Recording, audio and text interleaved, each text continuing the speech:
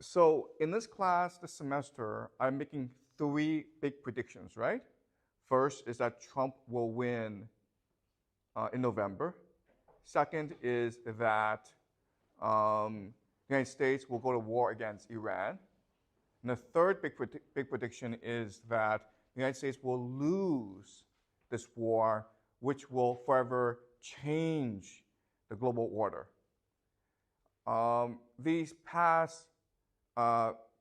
So last class, we looked at one reason why the United States would invade Iran, which is the Israel lobby. And in today's class, we'll look at another reason, which is the defense of empire. America is an empire, and it must defend its imperial status. So let's examine what an empire means for America. So from 1950 to 1980, America's economy was mainly focused on manufacturing, factories, okay?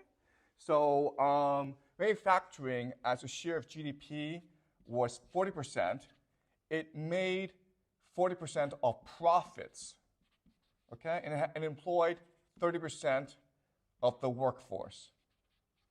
So during World War II, America had a lot of factories to produce weapons. And after World War II, these factories produced consumer goods, cars, electronics, to sell to the world. And this made the American workers the wealthiest and most well-educated middle class ever in human history. If you were a factory worker from 1950 to 1980, you had a really good life. You worked 40 hours a week. You had health insurance. You could buy your own house. Your wife didn't have to work. You could have 3 to 4 kids. You could have 2 cars. Every year, you could go on vacation to some place nice. You could eat out once a week. And then you retired and had a very good pension. So it was really the best life. And so workers from 1950 to 1980 in America were really the luckiest people on the planet. You were better off actually being born into the middle class in America than you were being born rich in Africa or Asia or South America, okay? But then after 1980, was something called the Reagan Revolution and the introduction of what we call neoliberalism. And remember that we studied neoliberalism before. Neoliberalism is an economic philosophy that believes in the primacy of free markets and deregulation. So after that, we now live in today what we call a financial economy. Okay? The economy has been financialized. And so what does that mean? It means that right now, financial services okay, account for 22% of all GDP in America. Manufacturing has gone down to 10%. So it went down from a high of 40% to now a low of 10%. Financial services is now twice as much as manufacturing. Financial services bring in 40% of all profits. And financial services employs 5% of the total American workforce. Okay? Now, let me explain what these numbers mean. What you're seeing behind these numbers is a radical shift, overhaul, transition in American society. Okay? Let's just look at politics. Politics, governance. From this period, 1950, 1980, American workers had a lot of political power, right? Because they were middle class, they were confident, they participated in politics for unions, okay? Today, most of this power has shifted to the financial services, which basically means Wall Street. And working for Wall Street are what we called the professional managerial elite. Okay, so these are people who live on the coast, San Francisco, New York, Washington, D.C., Boston. They went to elite schools, okay, the Ivy League, and they're multicultural, and right now they're the most powerful political group in America. And this has led to massive political divisions within the country, okay? So it's the first major consequence. Before, it was workers who had a large say over American politics. And now it is Wall Street, the financial sector, and the coastal professional management elite. And so government shapes policies that favors this multicultural elite, financial elite, over at the expense of workers, okay? So that's the first major shift. But then you look at education. And so what I mean by that is that, you know, if you went to a good school, a good university in the 1950s and 1960s, your ambition was to become a professor, right? Or maybe a scientist, or maybe an entrepreneur, or a corporate executive, okay? Nowadays, most people who graduate from these top schools all want to go where? Wall Street, and that's it, okay? Why? Because you make more money on Wall Street than anywhere else. Okay? So you're talking about these PhDs in statistics and artificial intelligence who should be working for IBM, developing the latest technology, right? Instead, they're on Wall Street working for a hedge fund, gambling with other people's money. Okay, so basically the economy has gone from one that is productive or creative to one that is entirely speculative. Okay? So remember that the financial services, all it does is take people's money and gamble with it or invest in it to make more money. Okay? It's not actually productive. It's all it is speculative. Okay? And the smartest people in America, the most well-educated, are all focused on this sector. Okay? And then you look at the economy. And what has clearly changed is that the economy in America has become much more unstable. So in 2001, there was the internet crash, right? The dot-com crash. And in 2008, there was the financial crisis, right? The subprime crash. And then after that, you have all the you have these banks going bankrupt, okay? I think like this past week, 3 banks went bankrupt in America. This should not be happening. And the reason why this is happening are all these bubbles, okay? So in other words, all assets right now in America are overpriced, okay? Housing, stock market, and people are gambling that these asset prices will only go higher, which creates bubbles. And when these bubbles burst, you have volatility and instability and uncertainty, okay? So this is bad for the economy. And then you have things like inequality, right? So if you look at profits, if you look at wealth generation, the top 1% make much more money than everyone else. And this inequality is only increasing. Okay? So in other words, the financialization of the American economy has been really bad for America. And you can make the argument that it's actually destroying the fabric of American society. Okay? It's making politics much more divisive. It's making the economy much more volatile. The smartest people are engaged in speculative activities. Young people don't want to work. They just want to buy Bitcoin. And you can also make the argument that you're creating a rentier economy. Okay? And the rentier economy just means that if you are young, you can never afford to buy a house. You can only rent, which means that you yourself can never go from, you have no more social mobility, okay? So this overall is really bad for America. Now the question then is, how did America get to this point? How did it transition from a manufacturing economy to a financial economy? And there are different theories out there, okay? There are some economists who say that this is just late-stage capitalism, okay? This is the natural evolution of capitalism. There are some who argue that it is the neoliberalism or the Reagan Revolution that caused this. Okay, when you cut back the role of government, when you emphasize free markets, then you have this situation, the over-financialization of the economy, okay? What I want to show you today is that the real reason is the transition to empire, okay?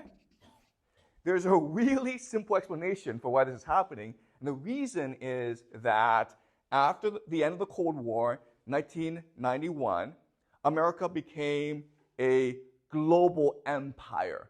It could now set the rules of the game, and it set the rules of the game so that it would always win. And then all money flowed to America, which created all these asset bubbles. Okay? So that's the argument I'm making to you today, okay? So are we clear about what's happening? Any questions so far? Okay, now I want to explain to you how America became an empire. In fact, the most powerful empire in human history, because even though Rome was powerful, it didn't really control the world.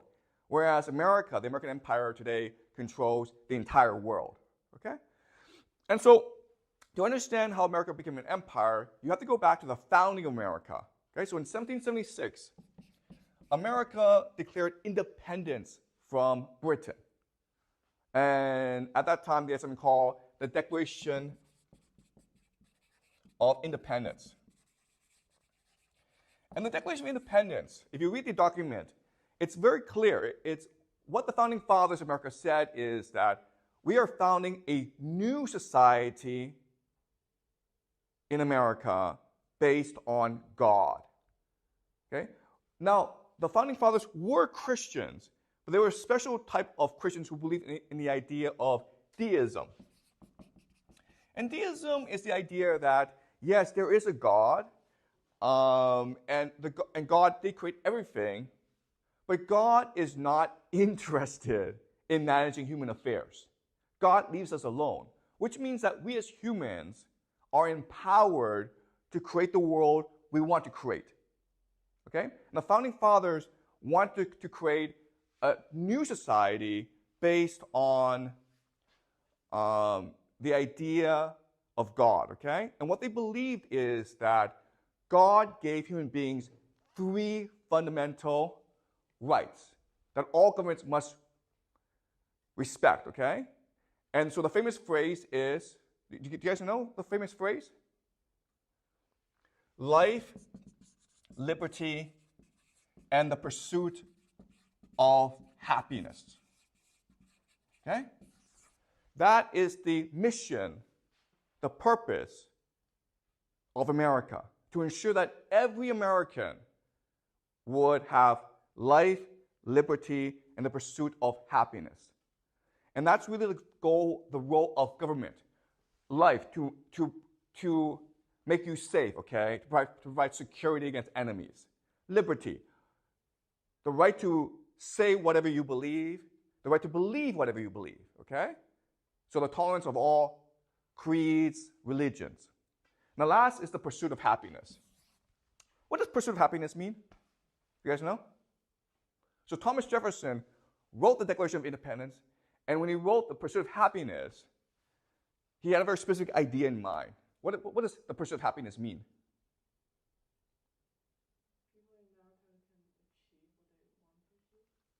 Which is what? Okay, so wealth, okay? So in America, your fundamental right, the fundamental purpose of your life is to make as much money as you can, to amass as much wealth as you can. Okay? And the idea here is that in this society, in this new society, this new experiment called America, if we allow everyone to pursue the creation of wealth, then America will become powerful. Okay? That's the idea. And it turned out that this idea was absolutely correct. Okay? In a very short amount of time, America industrialized very rapidly, and at the end of World War II, America became the most powerful country in the world. Okay? After World War II, it decided that it can now export its philosophy to the rest of the world. So in 1944, there's something called the Bretton Woods Conference. Okay? And so in 1944, everyone knew that Nazi Germany would be defeated, okay, and Japan would be defeated, which would make America the most powerful, the richest nation on the planet, okay? Now, the Soviet Union was a competitor, but they didn't really matter, okay? They had their own sphere of influence.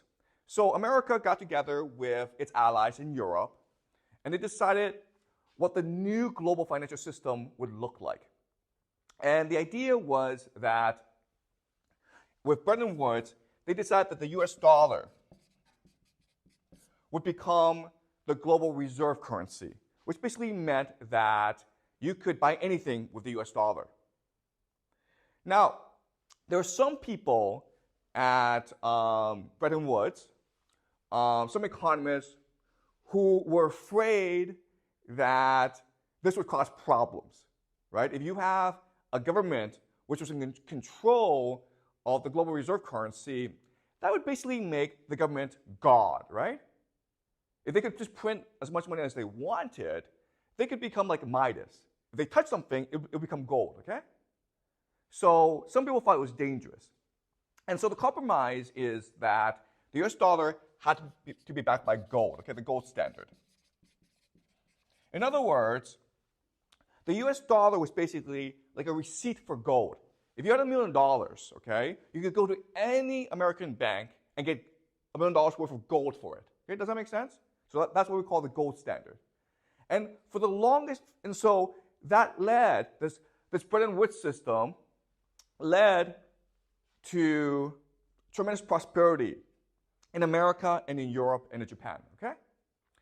Then, in 1971, Richard Nixon did something really radical. He basically said, we America, we're gonna go off the gold standard, okay? Remember that America had spent too much money on the space race, on Vietnam, on domestic expenses, okay? So they needed to transition out of the gold standard. But if you transition out of the gold standard, then how do you ensure the US dollar is worth something? How do you ensure the intricate worth of the US dollar? So they transition from the gold standard to what? Do you guys know? Oil, okay, do you understand? And that's what we call the petrodollar.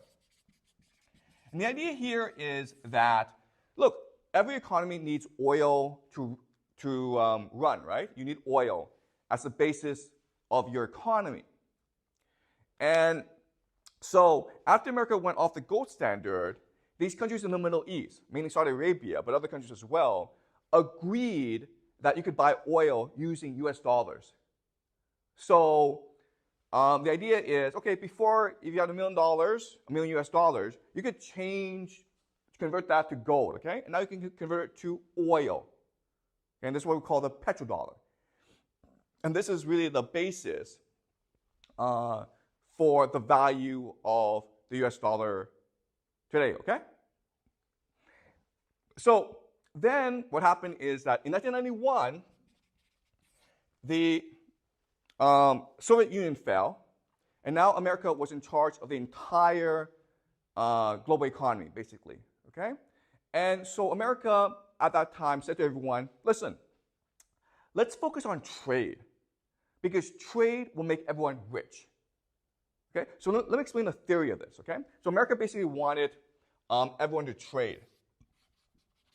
And the idea of trade, okay, this is like Russia, China, okay, South America. And the idea of trade is that each country would focus on its competitive advantage. What are you good at?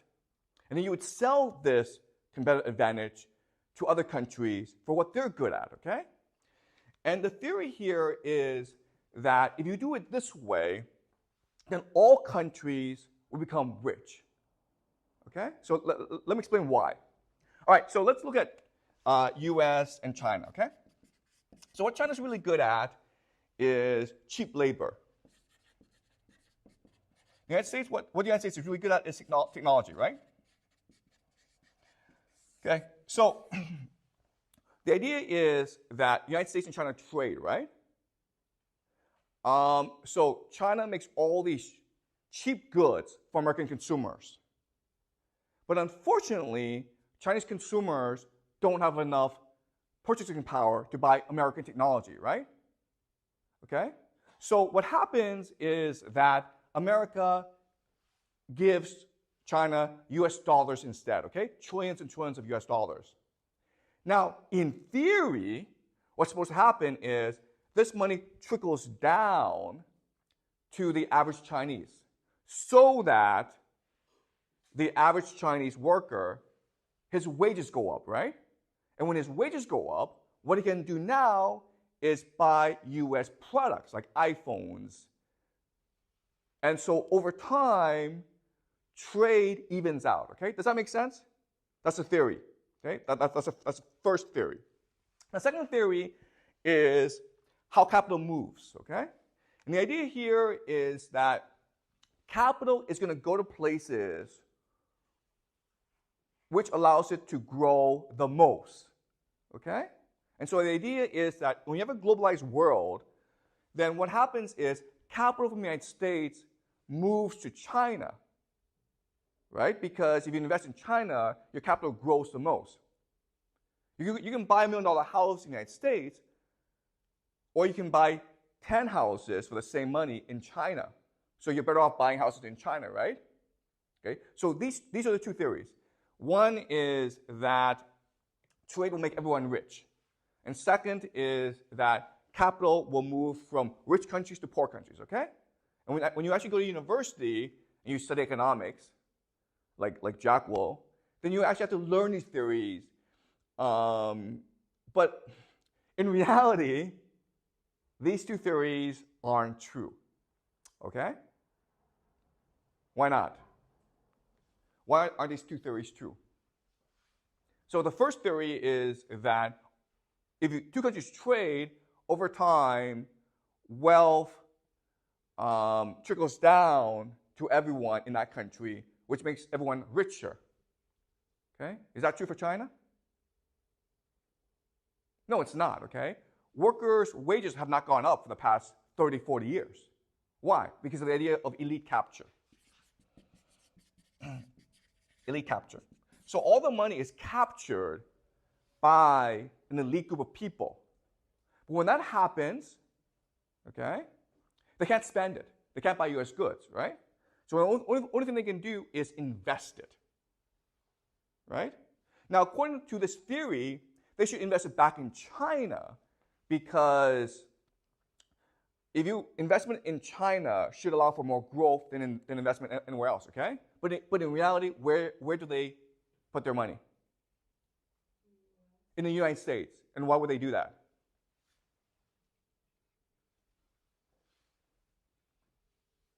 Why? Exactly, okay? You don't put your money where you make the most money. You put your money where it's the most safe, okay? That's why we have banks. So because the United States controls the US dollar, and because people's wealth is expressed in US dollars, it makes the most sense to put your money in the United States, okay? And this is not just true for China, it's true for most countries in the world. And that's why, starting in the 90s, you have all this wealth amassing in the United States, okay? Does that make sense? So everything in the United States became overpriced. Everything became a speculative bubble. Okay, so let me give you an example. Let's look at equities, okay, stock market.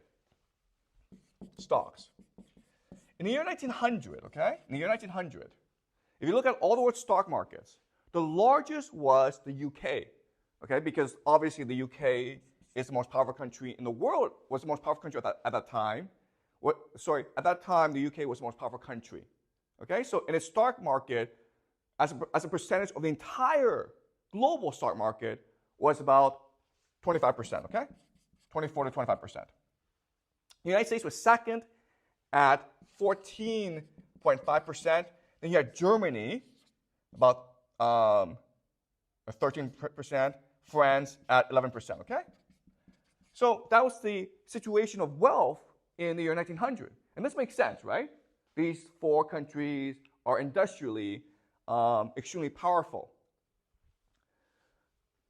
Today, okay, the year 2024, the United States has 60% of all the world's stock wealth.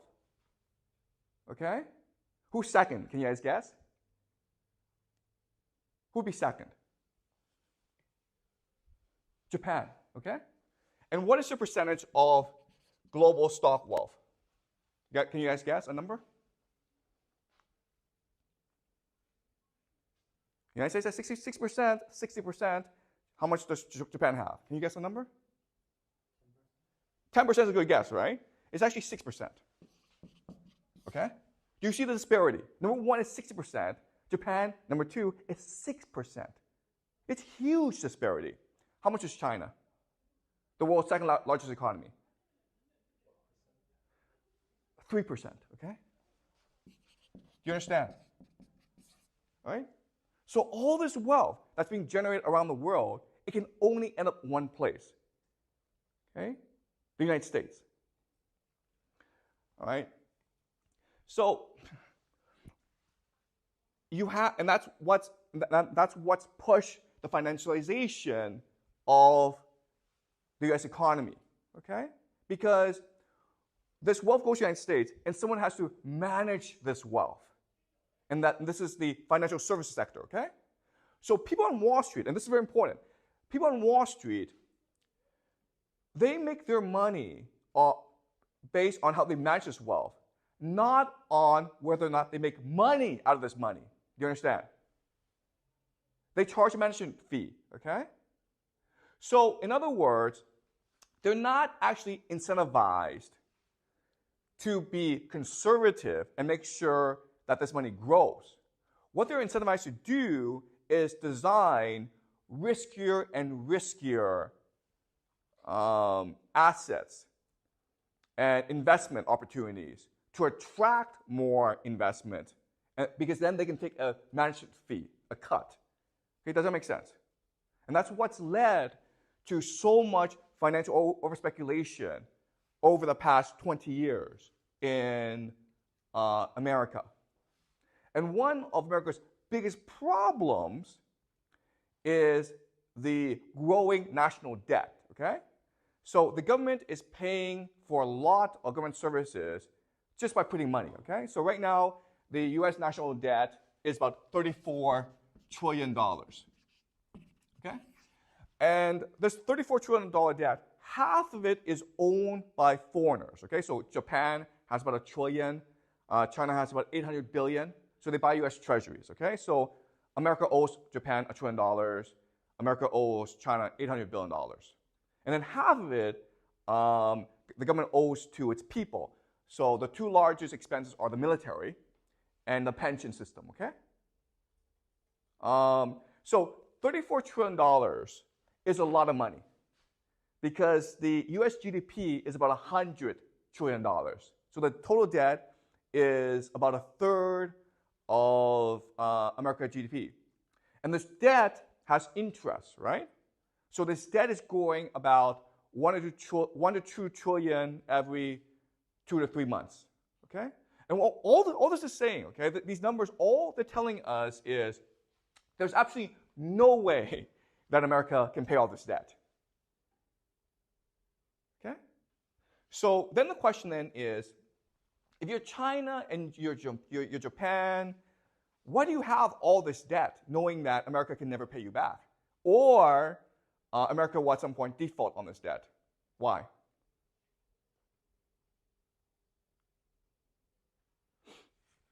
Why does Japan and China and other countries have all this debt, U.S. treasuries, knowing that America can never really pay back all this debt? Why?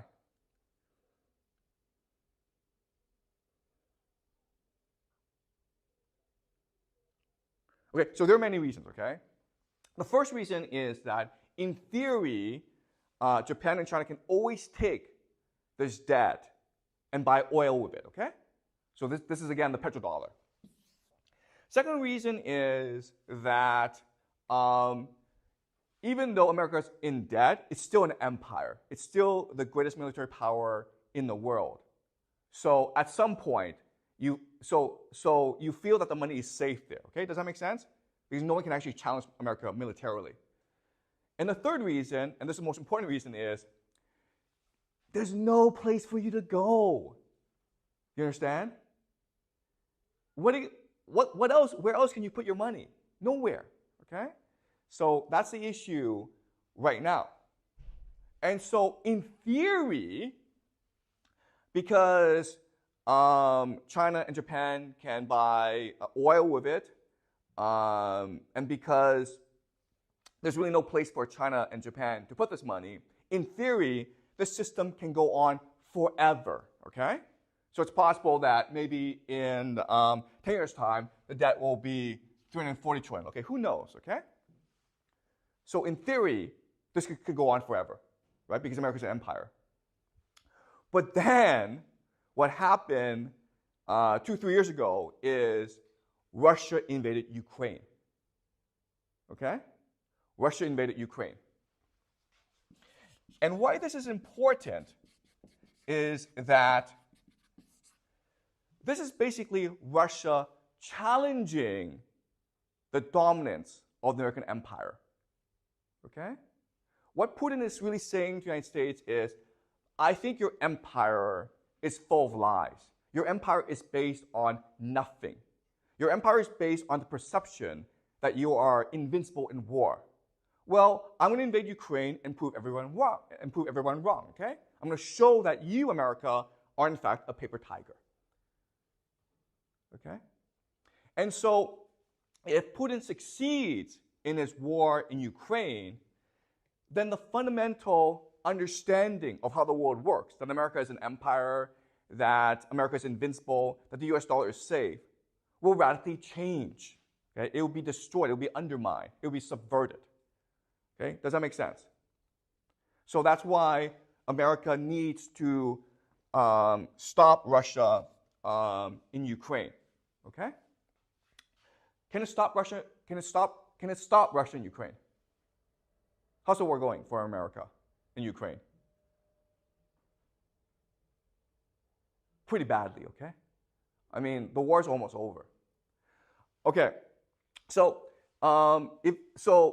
but what America can do, okay, which will solve all these problems, is for America to transition from a financial economy back to a manufacturing economy.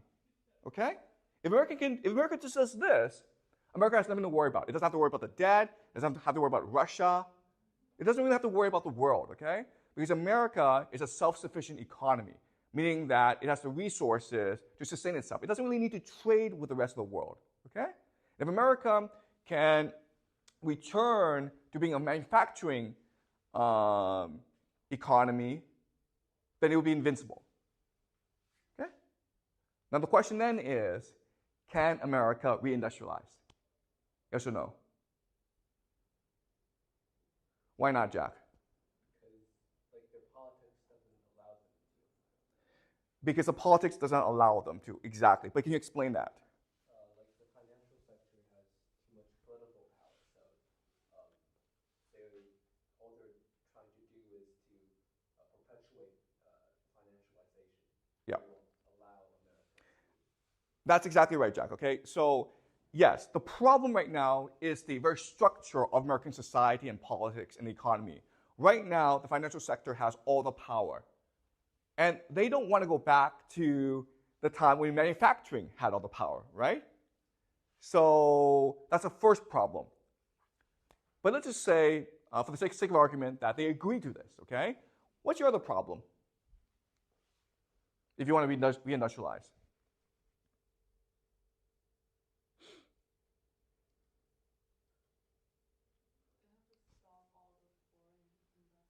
Excuse me? Okay, but all the foreign investment can just go into factories, right? But there's actually a really big problem with reindustrialization, okay? So as Jack says, there will be political resistance to this, okay? But then you have a bigger problem than this, which is what? Okay, guys, the problem with this economy is it creates a speculative mindset, okay? So therefore, no one wants to work hard. No one wants to go to work in factories anymore. Do you understand? If you're a young person, you would much rather spend your time investing in Bitcoin than working in a factory. Do you understand? Because investing in Bitcoin gives you the opportunity to become rich. But if you work in a factory, you have to work hard for 40 years just to buy a house. Okay, does that make sense? So you're not going to find people to work these factories. That's a bigger problem, okay? And the third problem, of course, is just investment. How do you build these factories? You not only have to build these factories, but you also have to build logistics networks to move goods from one place to the next, okay? Okay? So, in other words, America could reindustrialize, but it's a pain in the ass, right? You're going to face a lot of political opposition, especially from the financial sector. It's very hard for you to get people to work in factories. And plus, where's all this money going to come from, okay? So, if you can't beat Russia in Ukraine, and if you can't reindustrialize, then what can you do to protect the petrodollar and your financial system?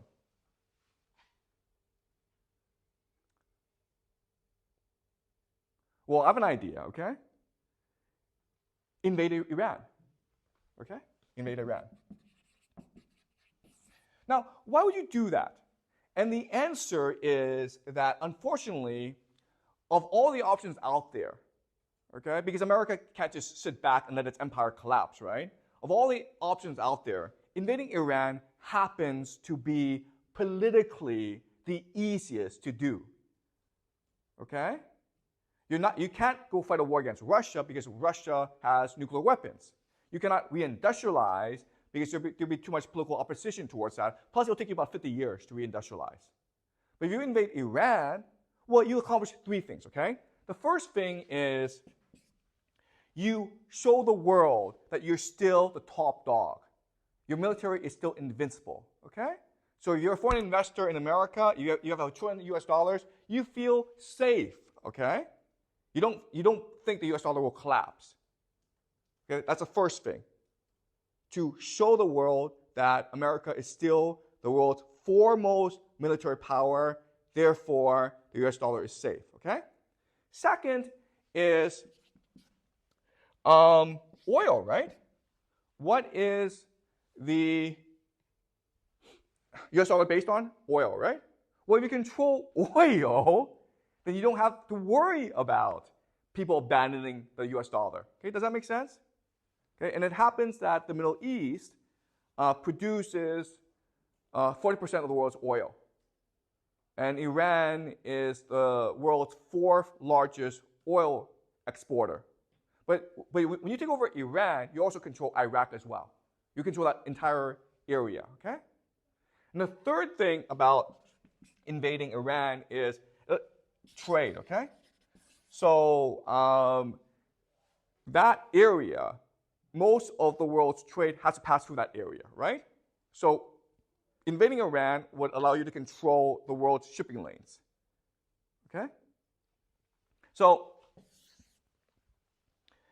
that would be the theory behind invading Iran, okay? But the motivation would be to save the American empire. Because if Putin wins in Ukraine, then America is going to look weak. It's going to look like a paper tiger, okay? And in this situation, as the empire, you have to act. Today, you have a lot of countries in Africa who are rebelling against the Western powers, France, basically, and America. Why? Because they think that Putin is now in charge, okay? Why did October 7th, why did Hamas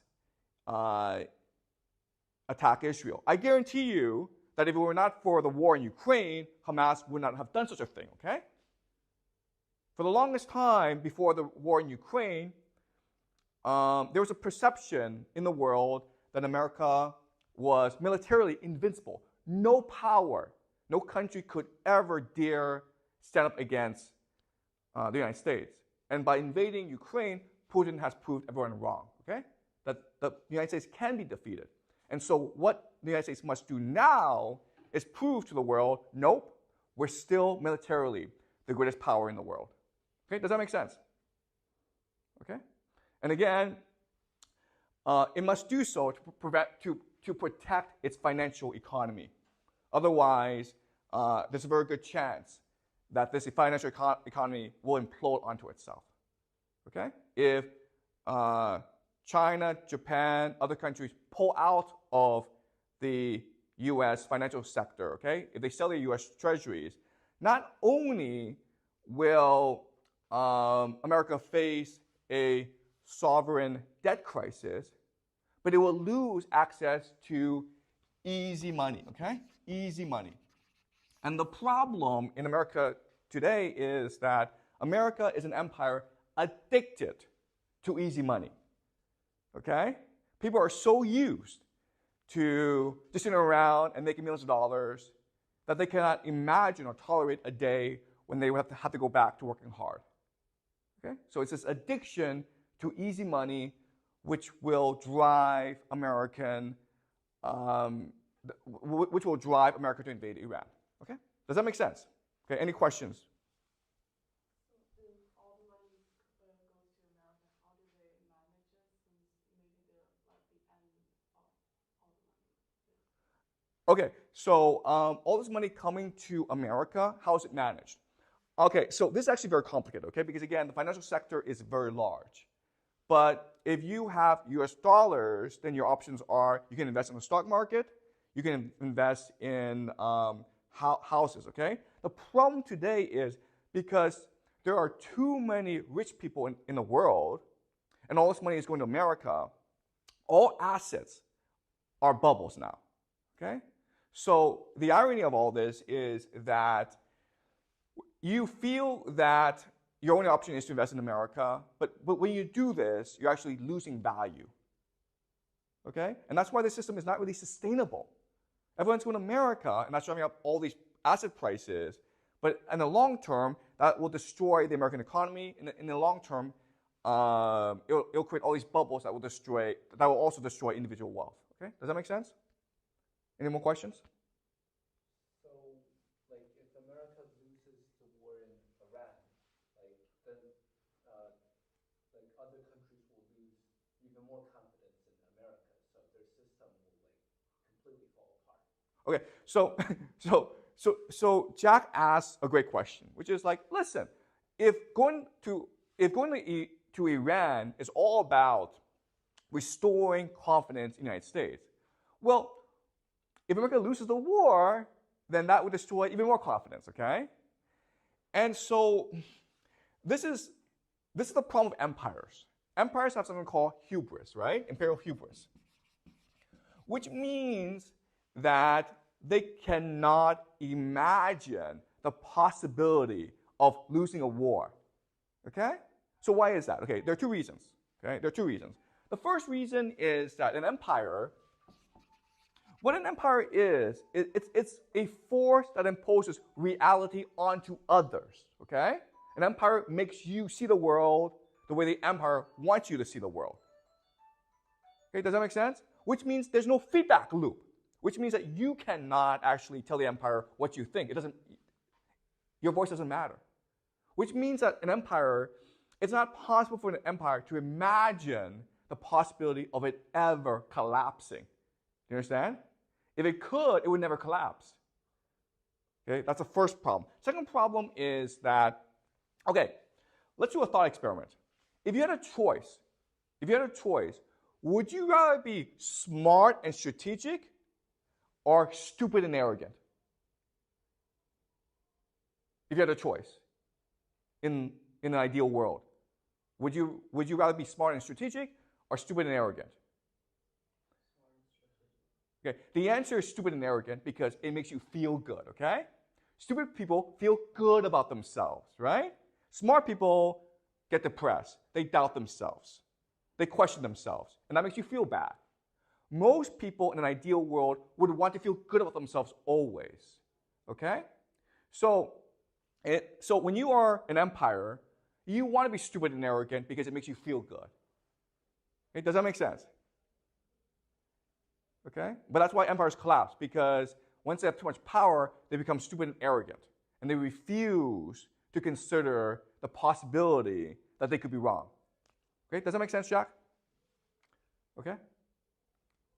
Any more questions?